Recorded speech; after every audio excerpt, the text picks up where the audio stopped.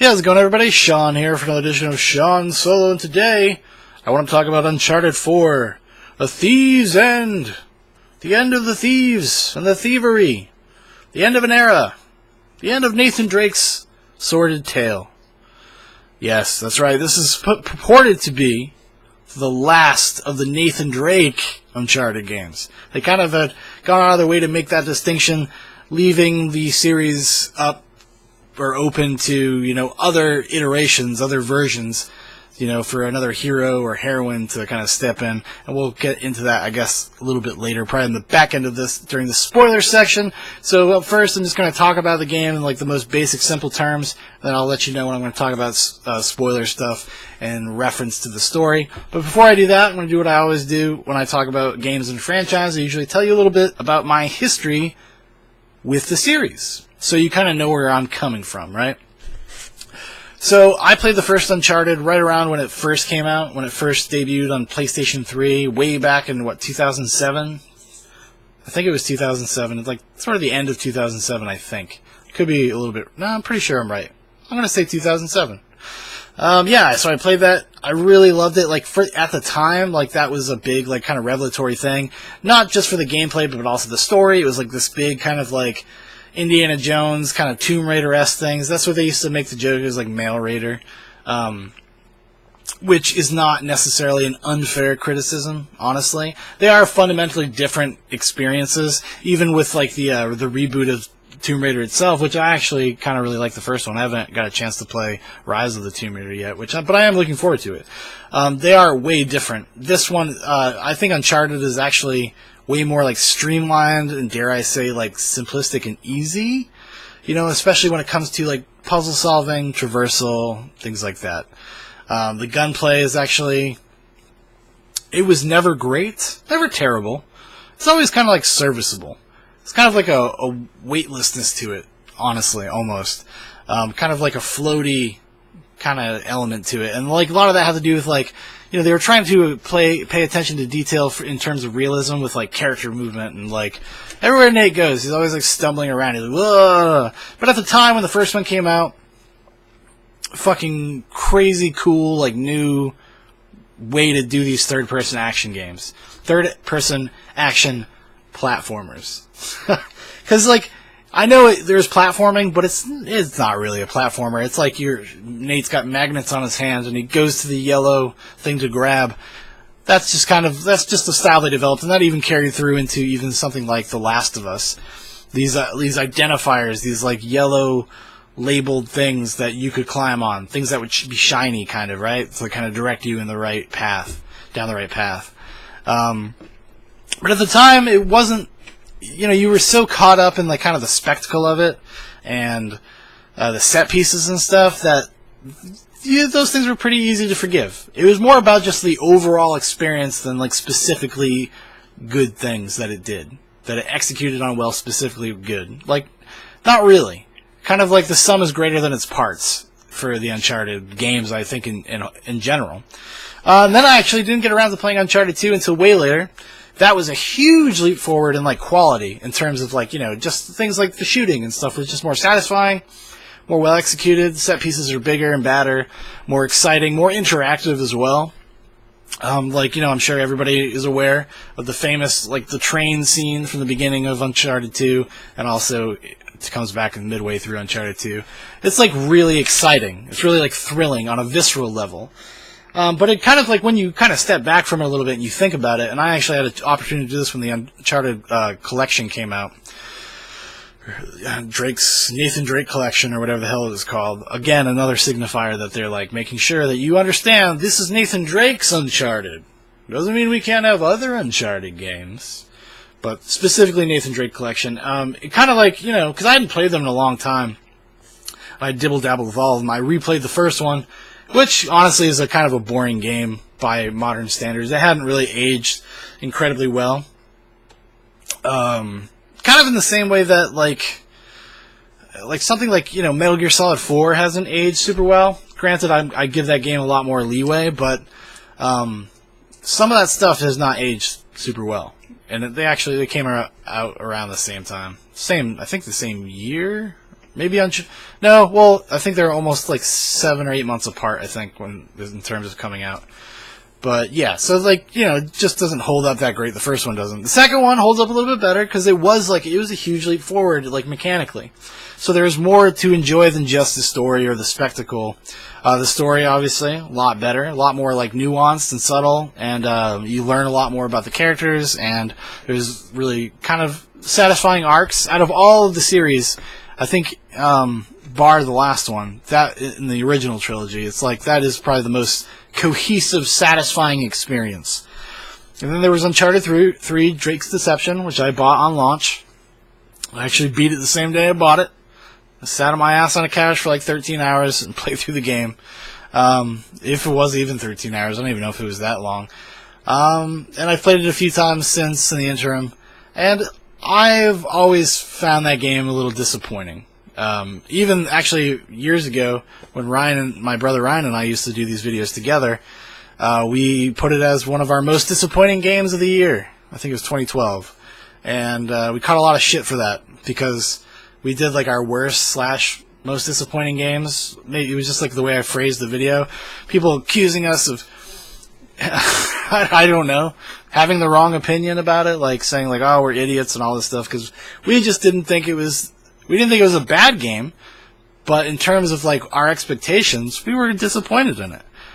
It doesn't have, it's got the most plot holes, the least narrative cohesion of all the games, which is, it's become a big part of why we play these games. We really like the story. That it was just not satisfying on those levels. Also, it was the third time out, and they didn't do a great job of iterating in a way that felt impressive, I guess. Because, going from 1 to 2, it was a pretty big leap forward. And then from 2 to 3, it's like very small. Even some could say it was even worse when it came out because like the shooting mechanics were a little wonky and people didn't really like it. They actually had to put out a patch for it, if memory serves me correct. I didn't have a problem with it myself per se, but like, because I never expect those games to play very well in that respect. Yeah, so it kind of the last game ended on a little bit of a dud for me. Not, like I said, it's not a bad game. None of them are bad. Like, they're all successful in one way or another, but it's more like the broad strokes, like, yes, it's generally a good game. The biggest tragedy of, I think, of Uncharted 3 is, like, they kind of waste a really interesting villain. I feel like they're supposed to be, like, making a statement about, like, Drake's place in the world and his lifestyle and, like, the way Sully and him interact, and, like, Sully as well as a character, and, like, he's supposed to kind of have an arc. And it kind of does not, like, bring it home at the end. It didn't feel very satisfying when the credits started rolling, in my opinion, narratively. So now we got Uncharted 4, which just came out a couple weeks ago, which I played a couple weeks ago. And I ended up playing it over about 3 or 4 days. I did not buy it. It's the first one I did not purchase. I actually just rented it. Because nowadays I need a little more cachet for my buck sometimes. I've only started buying stuff that like is built to last, or like it's going to take, like something like The Witcher 3 is going to take a long time, or Dark Souls 3 or whatever. Unless I like really, really love it. So, fully prepared to end up buying this sometime down the line, but I'm happy I just kind of rented it. So my broad thoughts on Uncharted 4 is that it's fine. It's a very well-made game. I don't know if it's because it's the 4th time out or whatever, but there was something that felt a little rote about this game mechanically. Even though it's visually stunning, they've done a lot of subtle, like, kind of tweaking to, like, the traversal stuff. I think that was actually really good. The problem with this game is that it is kind of lopsided in, like, you're going to spend more time traversing stuff than engaging with things. And that was kind of boring. Towards the end of the game, it kind of felt a little bit like a slog. Like, fuck, I have to just climb around this mountain. That's all I'm going to do. I'm not going to face enemies, really. I'll get to an area, like, 40 minutes later that maybe has some enemies, and there's kind of a new stealth mechanic that works a lot better than it has in the past. They've always had like stealth levels, but this one, it's more like the areas are more open. There's more of an actual opportunity to be stealthy than in previous games. And sometimes that works and sometimes it doesn't. Like, it depends kind of on your mood. Like, how do you want to play this game? Because it is supposed to be like kind of a rollicking action-adventure game, but it also gives you this stealth thing, which actually probably goes more in line with what they're trying to do. They're kind of trying to ground it a little bit. This is from Neil Druckmann took over this from Amy Hennig, I think. I know she was the writer. I don't know what other capacity she was involved, and he was the lead guy on The Last of Us, and you can really see The Last of Us all over this thing, especially even from like the stealth mechanics themselves. And there's no like crafting or weapon upgrades or anything like that. That stuff's not in the game. It's way more like simple and streamlined than that.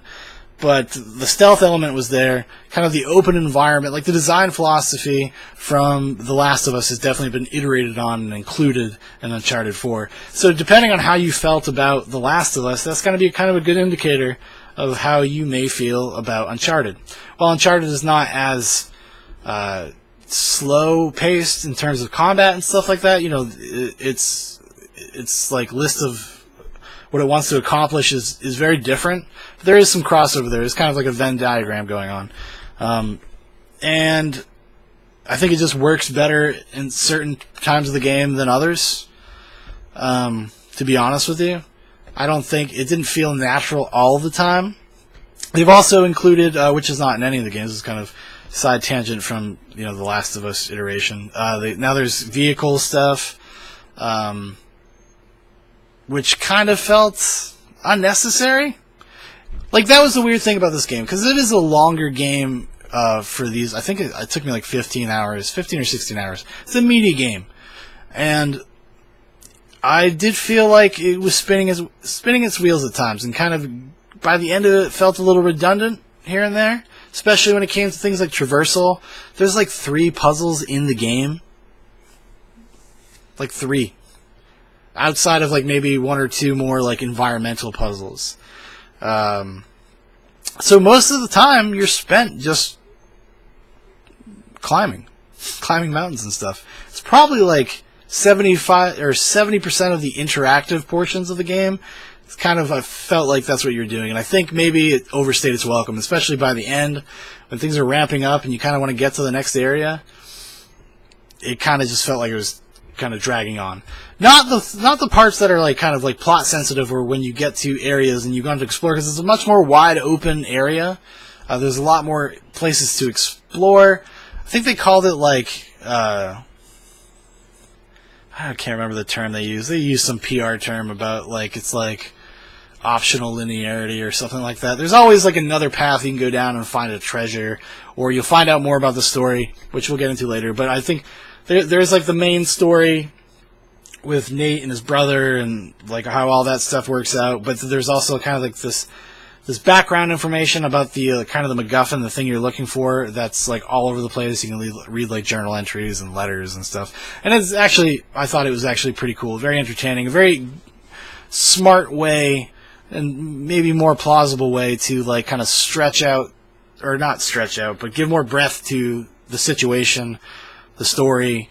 Adds like some interesting subtext into it, and it also stops the game from having to stop and exposition dump on you, because there's like a lot of cutscenes, just like in traditional Uncharted, but I feel like they streamline a lot of that, and there's a lot of context sensitive stuff about like when you're walking with another character through an area, they'll comment on things, and just like in Last of Us, you'll have opportunities to go have like kind of little optional little mini conversations with them, which I thought worked pretty well. Honestly, that stuff works really, really well.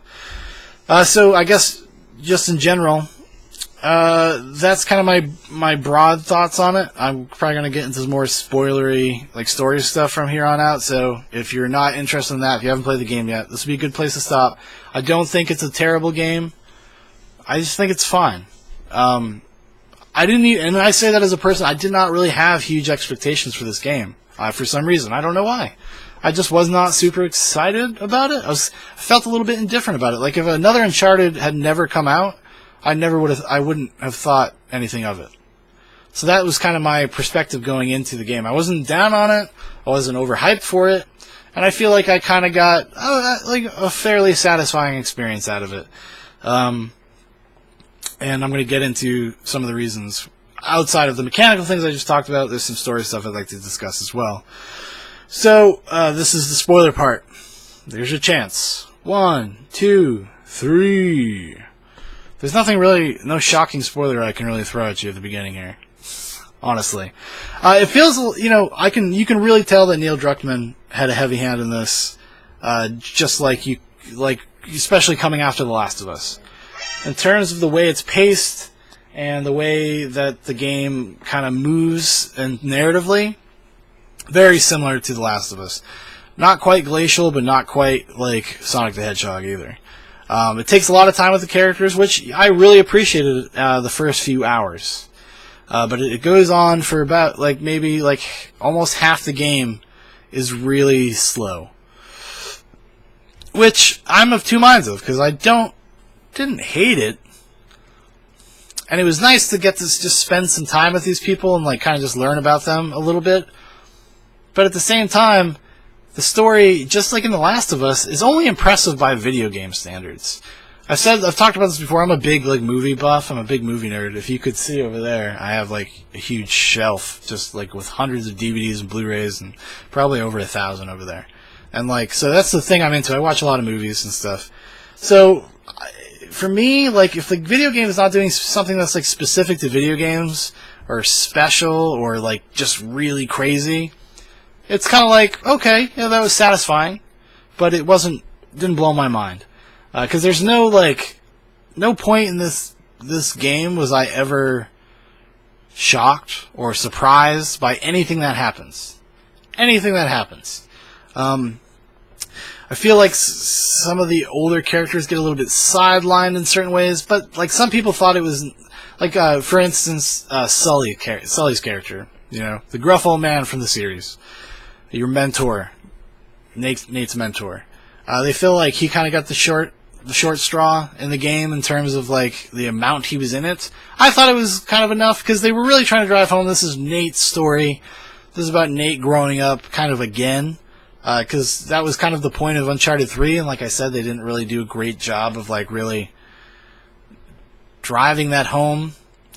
And so we're kind of retreading some of the same territory narratively in terms of Nate realizing that he wants other things in his life, and maybe this is not all it's cracked up to be, and everything he does comes at a great personal cost, and he's just kind of lonely and stuff.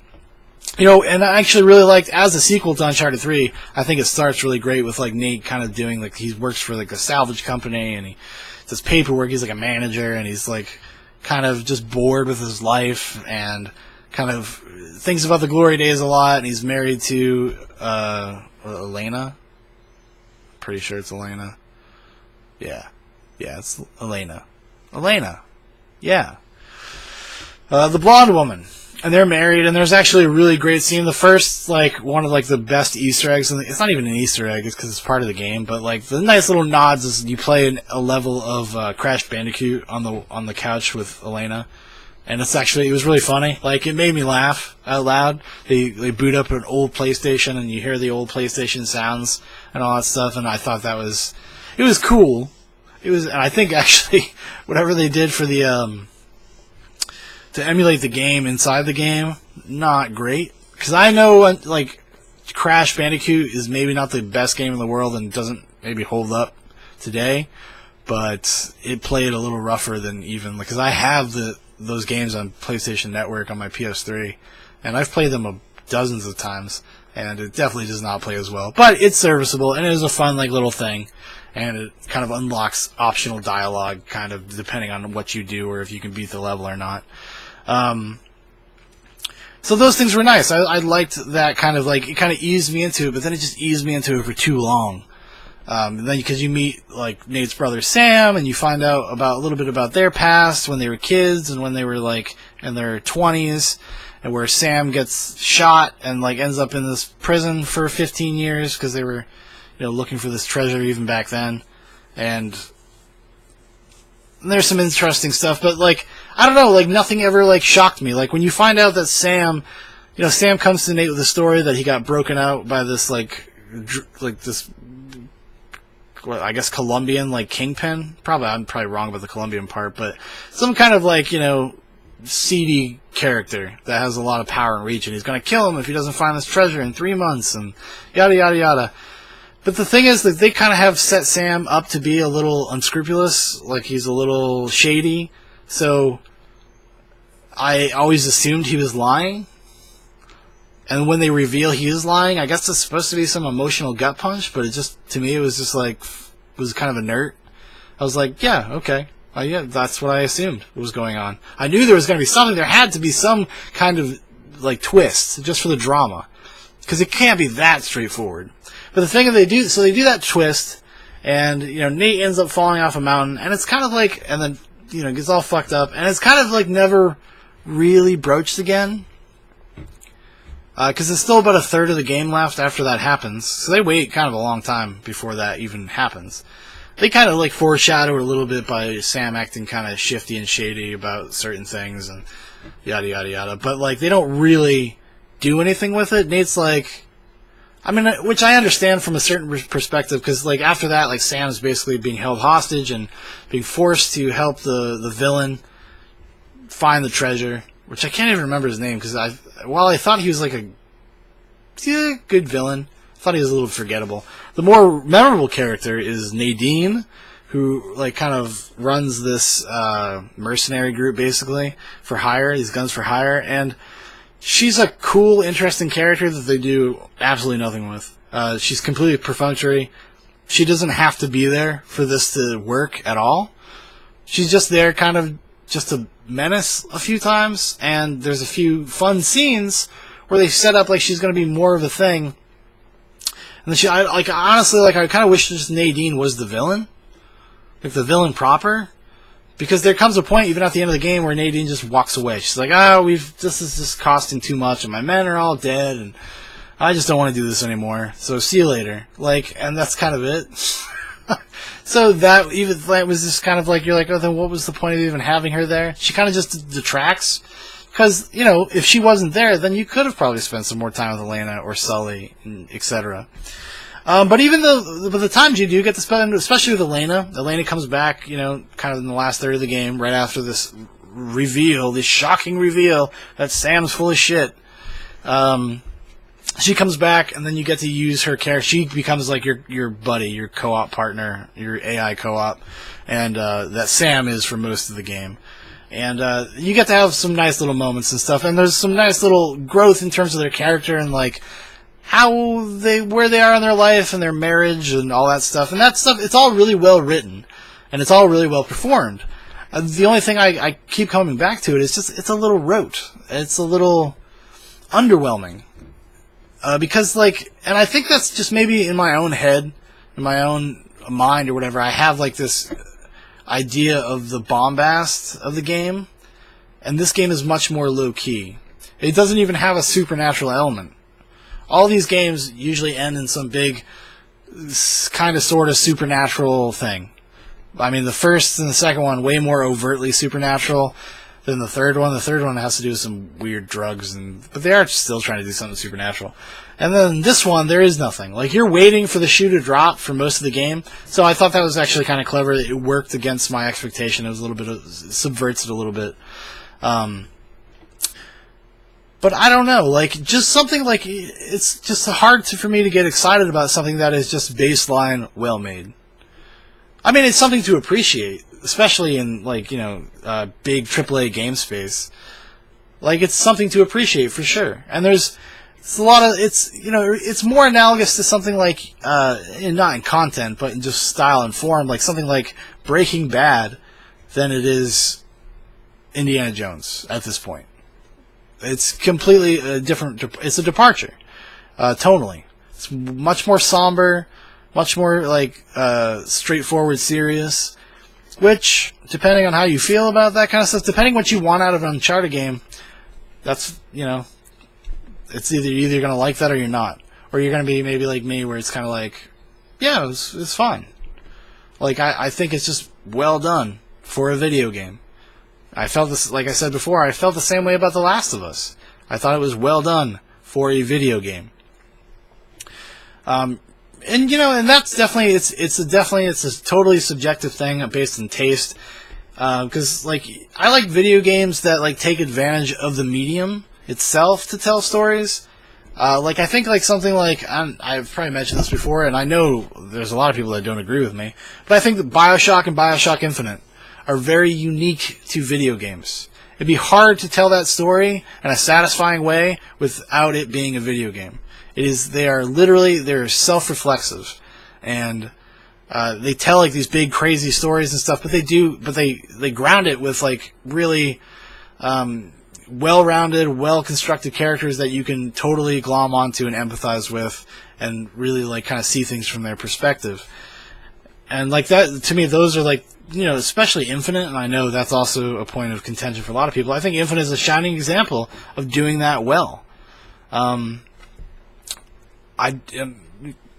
think, or something what's another game? System Shock 2 I would actually probably put up there, which is another Ken Levine joint. So I think he has a fundamental understandings of video games and storytelling, and he knows, in my opinion, knows how to merge them in a way that's just more satisfying. Because there's a lot of time, like I said, because of all the traversal and stuff, this game gets, to me, it became a slog at a certain point. Was not enjoyable. However, once you get past the shock of how gorgeous the game is, because it is fucking gorgeous. I mean, it makes Naughty Dog has always been able to push their the PlayStation platform to its fullest. I mean, they really, really, really know what they're doing in terms of that kind of stuff. And Uncharted 4 is no exception. It is probably one of the most gorgeous games I've ever played. In terms of just the way the environments look and stuff.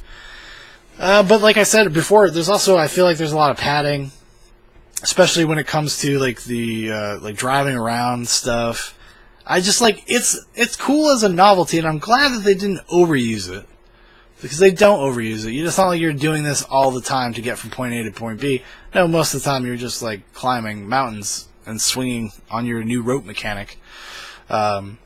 Which, they were fine. Those are things, in terms of iteration, other than making kind of your grab points and the way you kind of move up scale mountainsides and stuff a little more subtle. The only new thing is that they have a new rope with a hook on the end of it that you can swing on stuff, and then there's a sliding mechanic, which is completely ridiculous. I mean, just in the sense you can slide straight across in a straight line to get to this other area. Which, I mean, it presented some, at first, when you first get introduced to it, it presented some, environmental challenge in terms of, how do I get to this point? But it doesn't do that very often.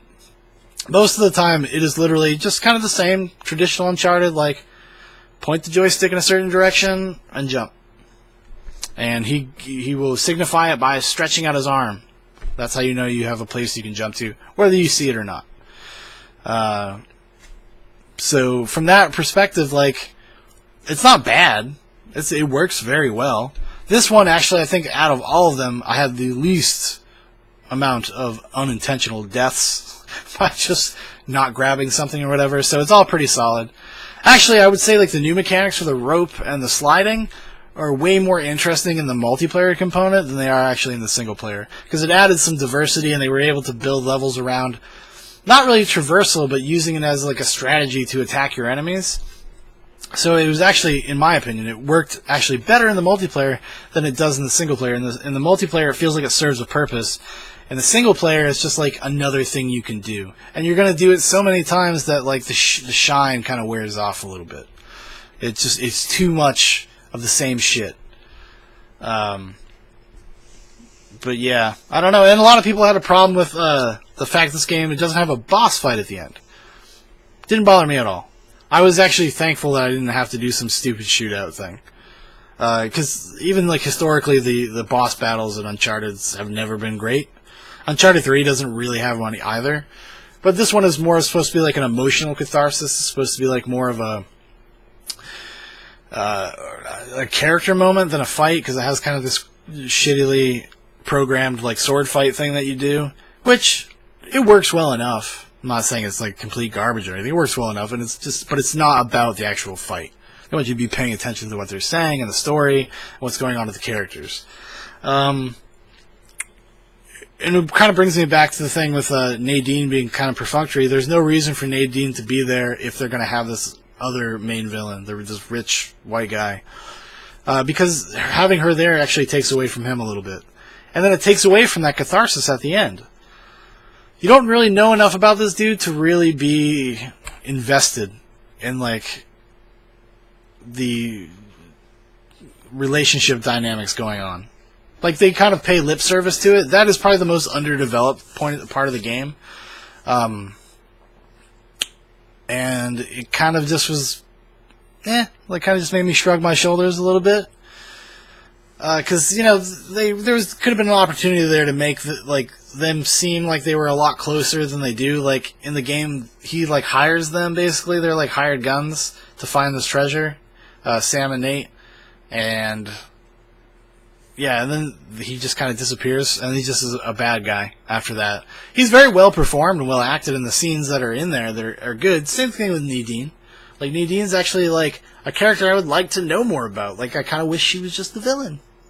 You know? Or if that was the reveal, that she was the villain and she was going to kill everybody, like, and take everything herself. Something like that. You know, I know that's just as rote as actually what happens, but it would have just at least given her something more to do. And then I guess, you know, lastly I'll talk about a little bit, like, the prologue, or the post-game area, the last chapter of the game.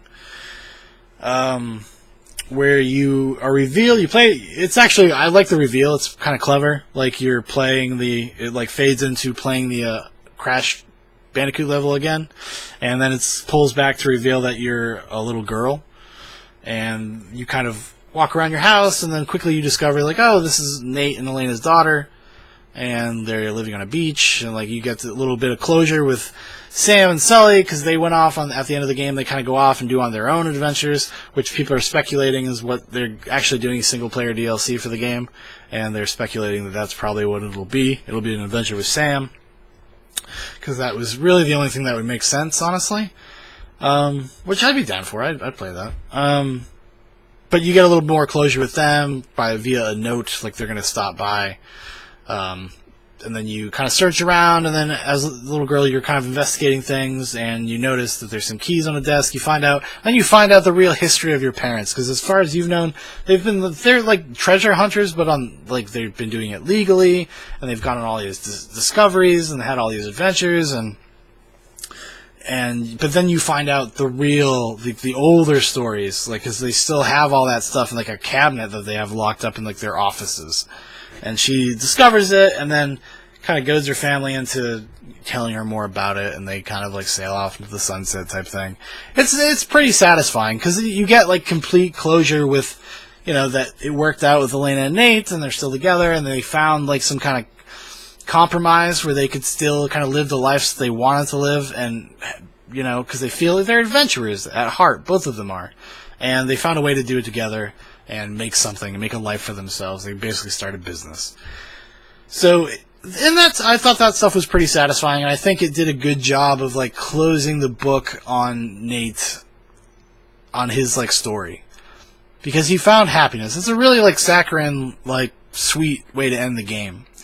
Like, he got what he wanted, and he has a good life. And he doesn't pine for the old days anymore. Like, he's satisfied. He feels complete. And it was a nice way to end the story. And it also but he still has like a mischievous side to him, and he's really excited to be able to share that part of his life with his daughter, because she thinks it's cool, because she's like 12 or something like that, and she thinks it's cool. Let's hear all about, you know, mom and dad's adventures, like the crazy wild stories they have, and that makes him excited. So it was cool. It was a nice way to end the game, I think, narratively. It was way more satisfying than Uncharted 3, which for a time people were saying that was kind of maybe sort of the send-off for Nathan Drake. It was kind of up in the air. But they really kind of, I think they nailed it, like, broadly, they did pretty well. There are just, like, specific hang-up stuff, but that I have with the story and some of the characters and the way it's paced and stuff, but at the end of the day, I would say, it's not a bad game. It's fine. If you're an Uncharted fan, I'm sure you've already played it. If you're on the fence about it, I'd say rent it. If you can. If you have a Redbox near you, it is available in Redbox. And it'll cost you $9 to beat this game, probably. About 3 days if you're just taking your time, like I did. I took my time.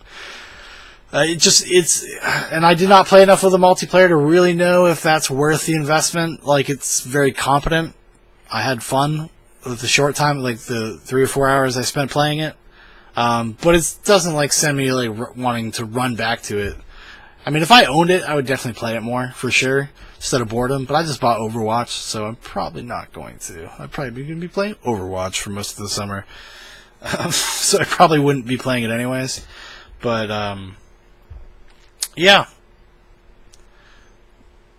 Just kind of, I don't know why. I just don't have, I don't have that strong of an opinion about it either way. It's weird. Usually I have more of a strong opinion. Well, that's gonna wrap it up for me. I've been talking for 36 minutes. I think you know what I think about it at this point. But yeah, and I'm Shaun, and I will talk to you guys next time I got something to talk about. Go play Doom.